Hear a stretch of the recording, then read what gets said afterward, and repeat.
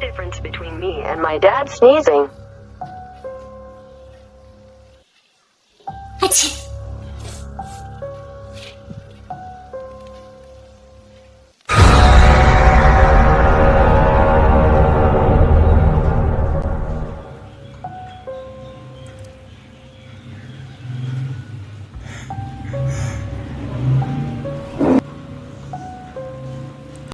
Ah!